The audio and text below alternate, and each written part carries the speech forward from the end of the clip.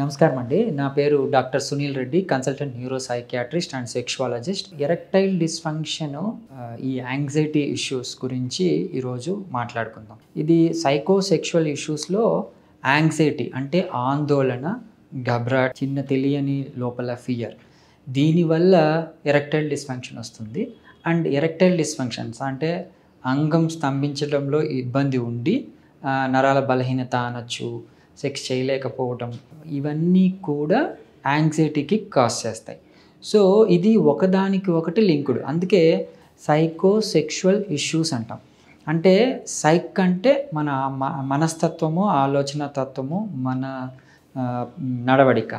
And sexual issues అంటే sexual improvement అంటే sexual dysfunctions కావచ్చు, అంటే ఎరెక్టైల్ డిస్ఫంక్షన్ కావచ్చు, ప్రిమేచ్యూర్ ఎజాక్యులేషన్స్ కావచ్చు, పర్ఫార్మెన్స్ యాంగ్జైటీ కావచ్చు. ఇవన్నీ మన సైక్ మీద ఆధారపడి ఉంటాయి, అంటే మన మనస్సు మీద ఆధారపడి ఉంటాయి. సో ఎప్పుడైతే హ్యాపీగా మనసు ఆలోచన తీరు హ్యాపీగా ఉంటుందో వాళ్ళకి సెక్షువల్ థాట్స్ కానివ్వండి, సెక్షువల్ పర్ఫార్మెన్స్లో కానివ్వండి బాగుంటారు. ఎప్పుడైతే సెక్షువల్ పర్ఫార్మెన్స్ బాగుంటుందో ఆబ్వియస్గా వాళ్ళ మనసు కూడా బాగుంటుంది. ఇది ఒకదానికి ఒకటి లింక్డ్.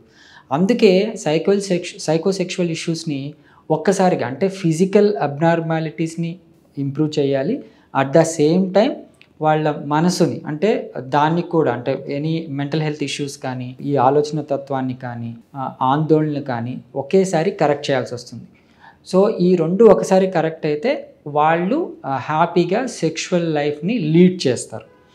సో ఇందులో బేసికలీ వాళ్ళకి హార్మోనల్ ఇష్యూస్ కానీ, అంటే ఏదైతే మగతత్వాన్ని ఇంప్రూవ్ చేసే హార్మోన్స్ అన్నాం కదా, అలాంటి హార్మోనల్ ఇష్యూస్ అంటే ఇంబ్యాలెన్స్ కానీ, లోపాలు కానీ, టెస్టోస్టెరాన్ లోపాలు కానీ ఇవేమీ ఉండవండి. వాళ్ళు ఫిజికల్గా చాలా ఫిట్గా ఉంటారు, కానీ మానసికంగా కుంగిపోయి ఉంటారు. అంటే నేను సెక్షువల్ పర్ఫార్మెన్స్ చేయలేనేమో, ఎదుటి అమ్మాయి సాటిస్ఫై కాదేమో, నేను ఇంతేనేమో అని డిప్రెషన్కి లోనైపోయి, ఆందోళనకి లోనైపోయి, అంటే డిప్రెషన్ అని మనం ఒక స్టిగ్మాటిక్ వర్డ్. ఈ డిప్రెషన్ అని వింటే వాళ్ళకి అర్థం కాదు, అంటే నేను డిప్రెషన్లో ఉన్నాను. అదే పక్కన వాళ్ళ ఫ్రెండ్ కానీ వీళ్ళకి వాళ్ళని గమనిస్తే కానీ, మాట్లాడితే కానీ వాళ్ళు తక్కువ మాట్లాడటము, అవాయిడ్ చేయటము, ఒంటరిగా ఉండటము, ఏదో బాధపడిపోతూ ఉండటము, ఏడవటము, ఉన్నట్టుండి బౌట్స్ ఆఫ్ క్రై ఏడ్చేయటము, ఇలాంటి సూసైడల్ థాట్స్ రావటము, ఇంక నా బతకటు వేస్ట్ అని ఒక థాట్లోకి వెళ్ళిపోవడము, ఇలాంటి సూచనలు పక్కన వాళ్ళు గమనిస్తే అర్థమవుతుంది. సో వీళ్ళకి ఏంటి అంటే ఆబ్వియస్గా సెక్షువల్ హెల్త్ ఇబ్బంది పడుతుంది. వీళ్ళకి శారీరక లోపం లేకపోవడం వల్ల ఏదో మందులు ఇచ్చి బాగు చేయడం కన్నా మానసికంగా అతనికి స్ట్రెంగ్త్ ఇవ్వాలి. సో ఈ మానసిక ఇబ్బందుల వల్ల అతనికి ఏంటంటే రక్త ప్రసరణ కూడా తగ్గుతుంది. ఆబ్వియస్గా అంగానికి ఎప్పుడైతే రక్త ప్రసరణ తగ్గుతుందో మనకు ఈ అంగస్తమన అనేది జరగదు. సో ఈ రక్త ప్రసరణ పెంచడానికే మనం ఈ లో ఇంటెన్సిటీ షాక్ వేవ్ థెరపీ అంటే ఎటువంటి సైడ్ ఎఫెక్ట్స్ లేని, ఇబ్బంది కలిగించని థెరపీ వాళ్ళకి ఇవ్వగలిగితే వాళ్ళు ఈ సెన్సిటివ్నెస్ అంటే ఓవర్ సెన్సిటివ్నెస్ అంటాం, ప్రిమేచ్యూర్ ఎజాక్యులేషన్ కావచ్చు, పర్ఫార్మెన్స్ యాంగ్జైటీలు కావచ్చు, ఎరెక్టైల్ డిస్ఫంక్షన్ కావచ్చు, ఈ రకరకాలైన సెక్షువల్ డిస్ఫంక్షన్ నుంచి బయటపడడమే కాకుండా మానసికంగా కూడా వాళ్ళకి ఉల్లాసాన్ని ఇవ్వడం జరుగుతుంది.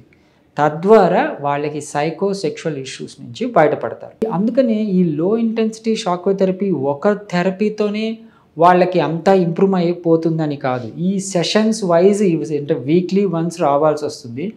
వాళ్ళు సెషన్స్ వైజ్ తీసుకునేటప్పుడు మనం యాజ్ యూజువల్ నేను ఫిజికల్ ఎగ్జామినేషన్ చేస్తాను, వాళ్ళకి రక్త పరీక్షలు చేయాల్సి వస్తుంది, అవన్నీ నార్మలైజ్ అయ్యేంతవరకు చూసుకునేసి ఈ వీక్లీ వన్స్ వచ్చినప్పుడు మాట్లాడి వాళ్ళకి మానసిక ధైర్యం కూడా ఇస్తాం.